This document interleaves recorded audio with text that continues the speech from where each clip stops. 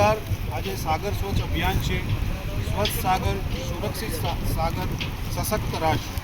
આપણે સૌ જાણીએ છીએ કે મૂળ અંદર સિંગોડા નદી અને ગોમા નદીનું સંગમ થાય છે। તો હું એક અપીલ કરું છું કોડીનાર વિસ્તારના તમામ ગામોને કે જે નદી કિનારે વસેલા છે એ લોકો આ સૌ જોઈ શકો છો કે આ બધો ગંદકી અને કચરો બધો તણાઈને અહીંયા દ્વારકા બંદરે ભેગો થાય છે। અહીંયાના સ્થાનિક લોકોને આ પ્લાસ્ટિકથી ખૂબ મોટું નુકસાન થાય છે।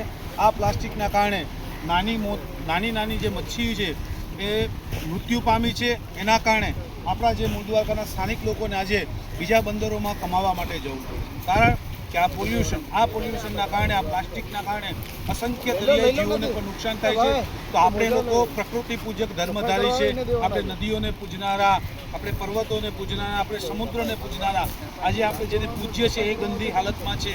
તો માતૃભૂમિ ચોખ્ખી રહે, સ્વચ્છ રહે એ માત્ર સ્થાનિક પ્રશાસન સરકારની જવાબદારી નથી, પ્રત્યેક નાગરિકને એક નાગરિક કર્તવ્ય તરીકે આપણે આપણા દેશને, આપણે આપણા વિસ્તારને, આપણે આપણી નદીઓને ચોખ્ખી રાખવી એ આપણી એક જવાબદારી નાગરિક તરીકેની ફરજનો ભાગ છે।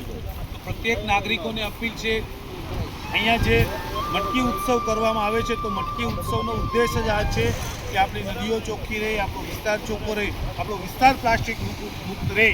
આ દિશા તરફ આપણા દેશને બચાવવા વિશ્વ આજે આ પ્રયત્ન કરી રહ્યું છે। આપણે ફોરેન દેશોમાં જઈએ તો ત્યાં નદીઓને નથી પૂછતા કે નથી એમને આરાધના, છતાં પણ એના દેશને પ્લાસ્ટિક મુક્ત રાખે છે। તો આપણે ભારતીયો છે તો આપણે આ ધર્મમાં આ સંસ્કાર છે કે સ્વચ્છ રાખવું, સુરક્ષિત રાખવું એ આપણો ફરજનો ભાગ છે।